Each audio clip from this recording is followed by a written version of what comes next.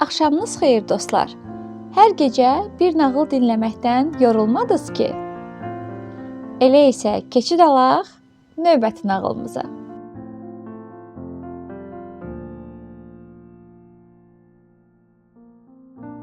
Bu axşam sizə Macarların Analar Günü ilə bağlı nağılını danışacağam.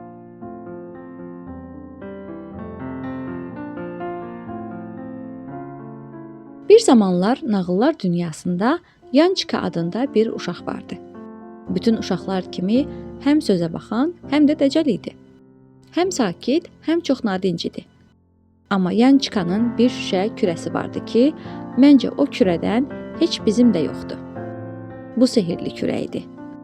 Yançka kürəni əlinə alar, sığallayar və bir arzu diləyərdi. Nə olmaq istəsə, hansı cildə girmək istəsə, arzusu həyata keçərdi. Bir də sehirli sözləri vardı. Hip-hop deyib dilərəm, istədiyim cildə girərəm. Həqiqətən də bu kürədən nə istəsə həyata keçərdi.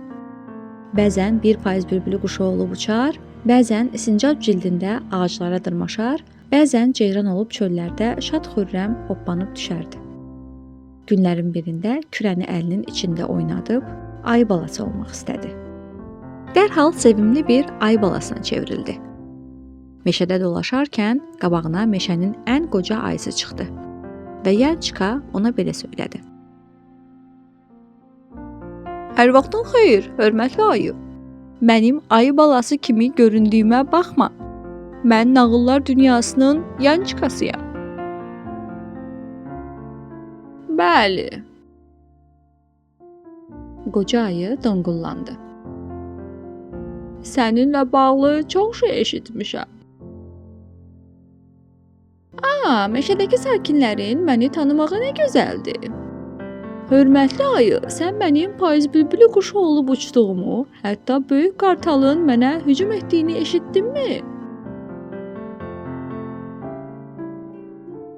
Doğrudan?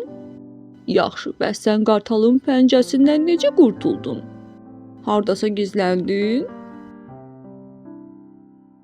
Xeyr, heç bir yerdə gizlənmədim. Nağıllar dünyasındakı anamın yanına, nağıllar dünyasındakı evimə qayıtdım. Evimin pəncərəsini tıqqıldatdım və anam məni içəri buraxdı. Mən nağıllar dünyasının övladıyam. Anam məni qoruyar. Qartal da mənə heç nə edə bilməz. Çox gözəl, çox gözəl. Ayı dedi. Ananın olması necə də gözəl hissdir. Bir dəfə sən kiçik balıq olmuşdun. Onda necə oldu? Bəli, o da çox həyəcanlı macəra idi. Lap balaca balıq olmuşdum. Çayların, dənizlərin dibində gəzişirdim. Birdən ağ rəngli bir şeyə ilişdiyimi hiss etdim. Balıqçılar məni yuxarı doğru çəkməyə başladılar. Hətta məni görmüşdülər. Və bu cür rəngli balıq tutduqları üçün çox sevinirdilər. Amma o məqamda anam gəlib çıxdı. Toru parçaladı, məni xilas etdi.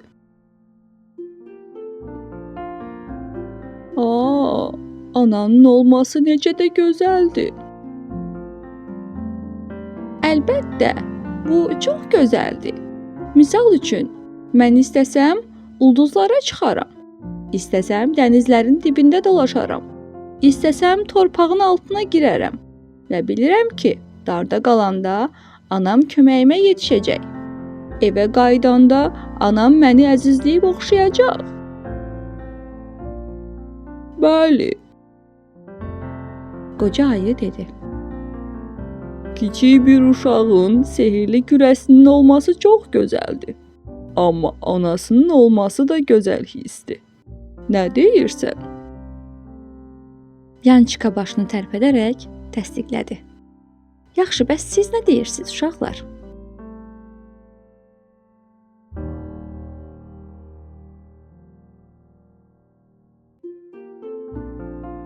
Bu axşamki nağılımızın da beləcə sonuna gəldik. Növbəti axşam yeni bir nağılla qarşınıza gələcəyik. Amma siz hansı nağılı dinləmək istəyirsinizsə, mütləq şərhlərdə bizimlə bölüşün.